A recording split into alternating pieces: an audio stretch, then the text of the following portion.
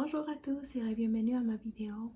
Aujourd'hui, je vais lire la Bible en 30 secondes, le livre. Puis, je vais continuer avec ma petite Sainte Bible. Donc, aujourd'hui, nous avons lu la fois passée le premier chapitre et le deuxième chapitre de Jésus. Je vais laisser ici en dessous les liens pour que vous ayez les voir. J'ai lu donc du Nouveau Testament l'Annonciation de la venue de Jésus, puis j'ai lu aussi la Nativité. Ok, alors maintenant je vais aller lire.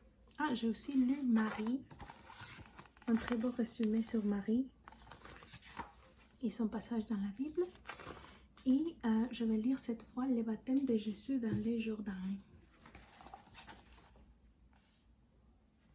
Ok, donc comme toujours, je vais commencer par lire ici et ensuite la Bible. Jésus s'approche des gens, les baptistes, dans le désert. Et malgré les réticences de ces derniers, insiste pour qu'ils les baptisent. On pourrait s'interroger sur le caractère approprié du baptême, symbole de repentir et de nouveaux commencements pour Jésus, mais la raison réside dans la logique interne du christianisme même. Dieu vient pour rencontrer l'homme dans les tréfonds de la condition humaine. Ainsi, Jésus entre dans les eaux du Jourdain pour s'immerger totalement dans la détresse de l'humanité.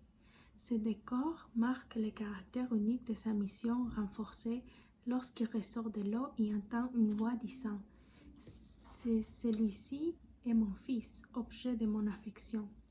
Association des termes tirés d'un célèbre psaume du roi David et du premier des chants, un serviteur souffrant, dans Isaïe. Cette juxtaposition suggère que Jésus sera roi d'un genre différent, qui assoit ses conquêtes en recourant non pas à la force militaire mais à l'offrande de son corps. La vie des disciples chrétiens consiste alors à poursuivre ces déversements de la vie de Jésus dans et par l'intermédiaire de leur existence personnelle, s'efforçant d'égaler le Maître aussi parfaitement qu'il est possible. Elle est accomplie par le pouvoir de l'Esprit, fruit de la mission de Jésus, qui commence ici par son baptême et atteint un apogée sur la croix. Donc,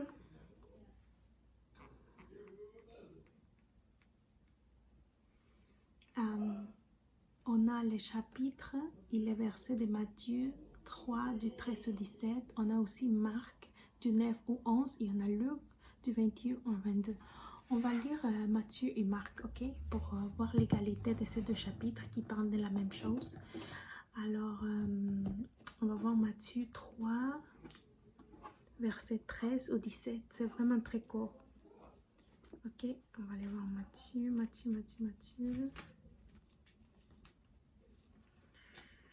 Matthieu 3, verset du 13 au 17. Ok, je l'ai ici, je l'ai même souligné. Vous me direz si vous préférez les vidéos quand je vous parle de cette façon ou quand je lis puis vous regardez qu'est-ce que je suis en train de lire. Vous me direz dans les commentaires, ok? Bon, ok. Donc, baptême de Jésus-Christ. Alors Jésus vint de la Galilée au Jourdain vers Jean pour être baptisé par lui. Mais Jean s'y opposait en disant « C'est moi qui ai besoin d'être baptisé par toi et tu viens à moi ?» Jésus lui répondit « Laisse faire maintenant, car il est convenable que nous accomplissions ainsi tout ce qui est juste. » Et Jean ne lui résista plus. Dès que Jésus eut été baptisé, il sortit de l'eau. Et voici les cieux qui s'ouvrirent, et il vit l'Esprit du Dieu descendre comme une colombe et venir sur lui. Et voici une voix fit entendre des cieux ces paroles. Ceci est mon Fils bien-aimé, que j'ai mis toute mon affection. Donc ça c'est Matthieu 3 du verset 13 au 17. Donc on va aller lire Marc du 1 au 11. Marc, où est Marc? Laissez-moi voir.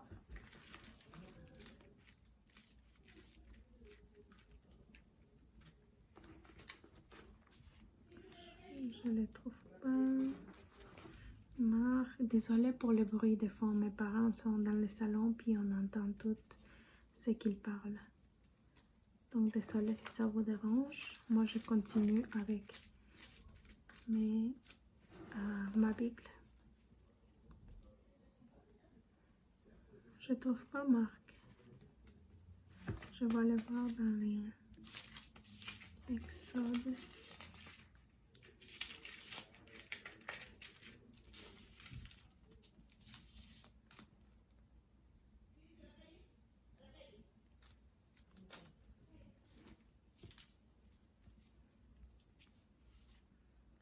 Marc, c'est à la page 999. 999.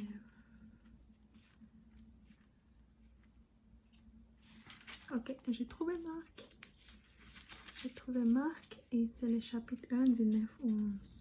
Chapitre 1 du 9 au 11. Le baptême et la tentation de Jésus-Christ. Ok. En ce temps-là, Jésus vint de Nazareth en Galilée et fut baptisé par Jean dans le Jourdain. Au moment où il sortait de l'eau, il vit les cieux s'ouvrir et l'Esprit descendre sur lui comme une colombe. Et une voix fit entendre des cieux des paroles. Tu es mon fils bien-aimé, en toi j'ai mis toute mon affection. Aussitôt, l'Esprit poussa Jésus dans le désert, où il passa 40 jours tenté par Satan. Il était avec les bêtes sauvages et les singes les servaient. Voilà, donc c'est jusqu'à là seulement les passages. Et puis il y a aussi Luc. Je vais voir si je trouve Luc du 3 au 21. Luc du 3.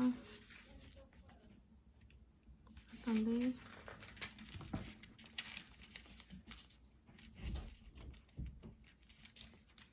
Luc du 3. C'est pour ça que j'adore ce livre, parce qu'il te dit vraiment tous les passages, parce que tu peux retrouver les mêmes versets qui disent genre la même chose sur cet événement qui est arrivé avec Jésus. Donc Luc 3 du 21 au 22. Du 21 au 22. Baptême de Jésus-Christ, encore une fois la même chose. Tous les peuples du 21 au 22. Ok, c'est seulement deux petits passages très courts. Tous les peuples se faisant baptiser, Jésus fut aussi baptisé, et pendant qu'il priait, le ciel s'ouvrit, et le Saint-Esprit descendit sur lui, sous une forme corporelle, comme une colombe. Et une voix fit entendre le ciel des paroles, tu es mon fils bien-aimé, et toi j'ai mis toute mon affection.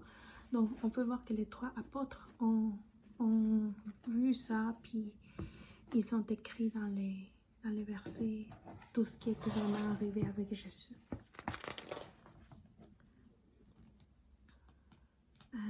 Ok, on va lire le prochain chapitre, celui-là.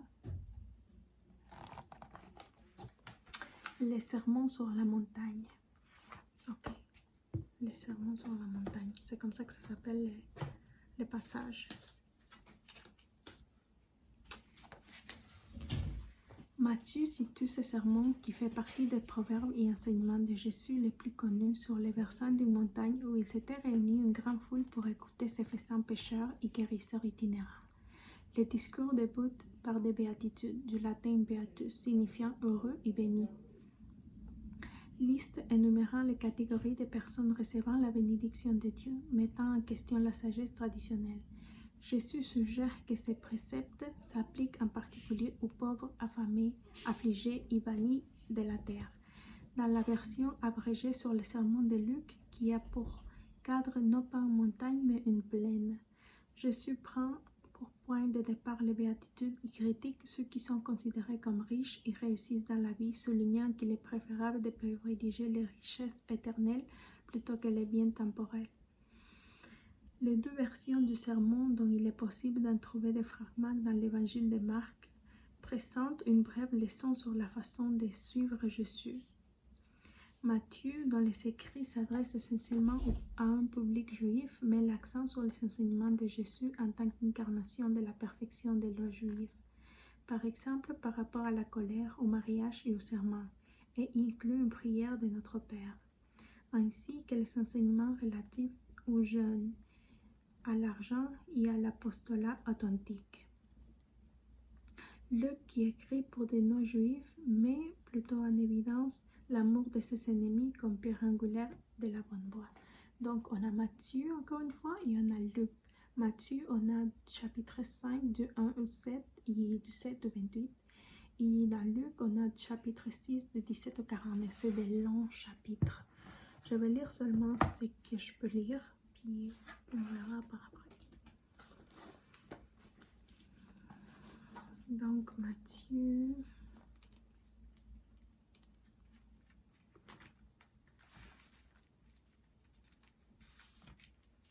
Matthieu 5.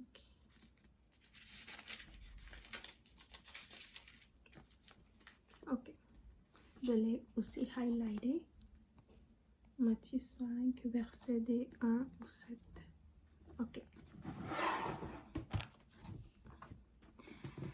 Sermon sur la montagne, les béatitudes. 5. Voyant la foule, Jésus monta sur la montagne, et après qu'il se fut assis, ses disciples s'approchèrent de lui. Puis, ayant ouvert la bouche, il les enseigna et dit, « Heureux les pauvres en esprit, car le royaume des cieux est à eux. Heureux les affligés, car ils seront consolés.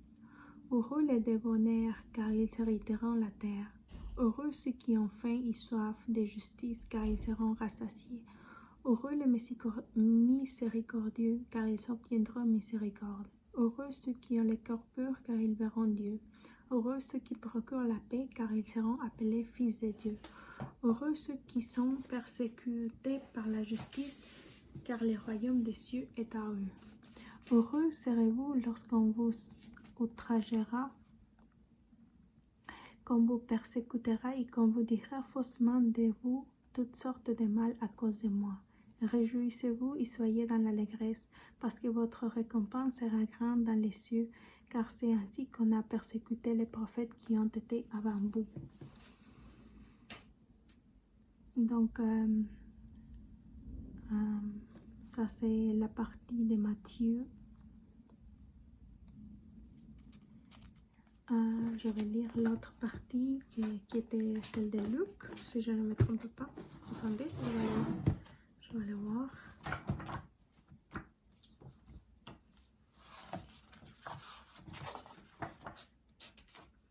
Ouais, Luc 6, 17. Luc 6.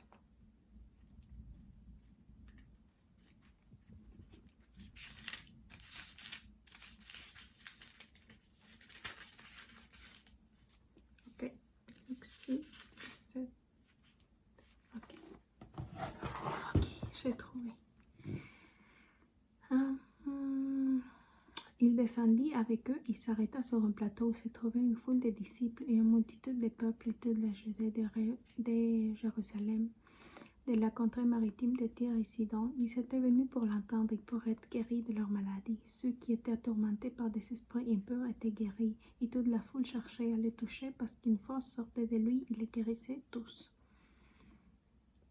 Sermon sur la montagne, les béatitudes, préceptes divers, l'amour des ennemis, le jugement téméraire, la paille et la poutre, l'arbre et son fruit, la maison bâtie et les rocs. Ça, c'est comme les titres de ceux qui sont bien. Ok. Alors Jésus, levant les yeux sur ses disciples, dit, « Heureux ceux qui vous êtes pauvres, car le royaume de Dieu est à vous. Heureux ceux qui avez faim maintenant, car vous serez rassasiés. Heureux vous qui pleurez maintenant, car vous serez dans la joie. Heureux serez-vous lorsque les hommes vous haïront, lorsqu'on vous chassera, vous outragera et qu'on vous rejettera votre nom comme une femme à cause du Fils de l'homme. Réjouissez-vous en ces jours-là et tressaillez allégresse, parce que votre récompense sera grande dans les ciels, car c'est ainsi que leur Père traitait les prophètes. Mais malheur à vous, riches, car vous savez votre consolation. Malheur à vous, les rassasiés, car vous aurez faim. Malheur à vous qui riez maintenant, car vous serez dans les deuils et dans les larmes. Malheur lorsque tous les hommes diront du bien de vous, car c'est ainsi qu'agissent leurs pères à l'égard des faux prophètes. Mais je vous dis, à vous qui m'écoutez, aimez vos ennemis, faites du bien à ceux qui vous haïssent, bénissez ceux qui vous maudissent, priez pour ceux qui vous maltraitent. Si quelqu'un te frappe sur une joue, présente-lui aussi l'autre. Si quelqu'un prend ton manteau, ne l'empêche pas de prendre encore ta tunique. Donne à quiconque te demande et ne réclame pas ton bien à celui qui s'en empare. Ce que vous voulez que les hommes fassent pour vous, faites-le de même pour eux. Si vous aimez ceux qui vous aiment, quel gré vous en saura-t-on? Quel gré vous en saura-t-on? Les pécheurs aussi aiment ceux qui les aiment.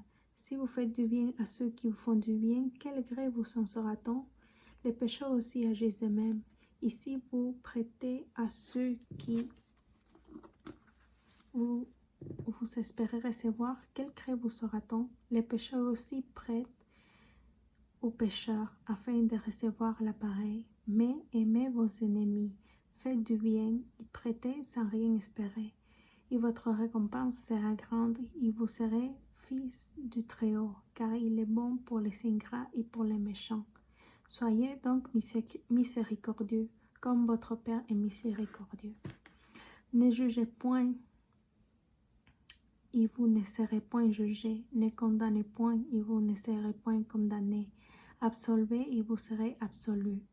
Donnez, et il vous sera donné. On versera dans votre sein une bonne mesure, serez secoué et qui déborde, car il vous mesurera avec la mesure dont vous serez servi. Il leur dit aussi cette parabole. Un aveugle peut-il conduire un aveugle? Ne tomberont-ils pas tous les deux dans une fosse? Les disciples... attendez, je ne vais pas couvrir ici. Les disciples n'est pas plus que les maîtres, mais tout disciple accompli sera comme son maître. Pourquoi vois-tu la paille qui est dans l'œil de ton frère, et ne perçois-tu pas la poutre qui est dans ton œil? Ou comment peut-on dire à ton frère, frère, laisse-moi ôter la paille qui est dans ton œil, toi qui ne vois pas la poutre qui est dans le tien? Hypocrite, ôte premièrement la poutre de ton œil, et alors tu verras comment ôter la paille qui est dans l'œil de ton frère. Ce n'est pas un bon arbre qui porte du mauvais fruit, ni un mauvais arbre qui porte de bons fruits. Car chaque arbre se connaît à son fruit. On ne cueille pas des figues sur des épines, et l'on ne vendange pas les raisins sur les roses. L'homme bon mérite de bonnes choses, du bon trésor de son cœur. Et les méchants tirent des mauvaises choses de son mauvais trésor. Car c'est de l'abondance du cœur car c'est de l'abondance du cœur que la bouche parle. Pourquoi m'appelez-vous Seigneur, Seigneur, et ne faites-vous pas ce que je dis? Ok. Donc, c'est jusqu'à là ce que le passage est. Il y a aussi le passage 47, 48, 49 que je pourrais vous lire si vous voulez. Je vais les lire. Je vous montrerai à qui est semblable tout homme qui vient à moi, entend mes paroles et met en pratique. Il est semblable à un homme qui bâtissait une maison, a creusé profondément et a posé fondement sur les rocs. Une inondation est venue et le torrent s'est jeté contre cette maison sans pouvoir l'ébranler parce qu'elle était bien bâtie. Mais celui qui entend et ne met pas en pratique est semblable à un homme qui a bâti une maison sur une terre sans fondement. Le torrent s'est jeté contre elle aussitôt et est tombé, et la ruine de cette maison a été grande. Ok, j'espère que vous avez aimé ces deux passages bibliques. La semaine prochaine, ou pour les prochaines vidéos, je vais revenir avec... attendez, je vais venir avec...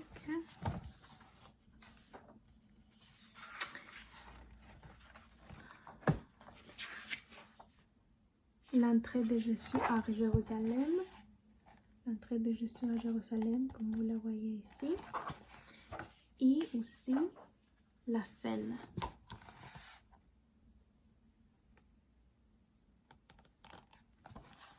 Ok? Pour ces deux chapitres de plus. Et par la suite, on va parler de la crucifixion. Ensuite, on va parler de les paraboles que j'adore. Comme je vous ai dit tout à l'heure, j'adore les paraboles et les miracles. Ok, donc on se voit dans un prochain épisode. Merci de m'avoir écouté. J'espère que vous allez passer une excellente nuit. Bonsoir.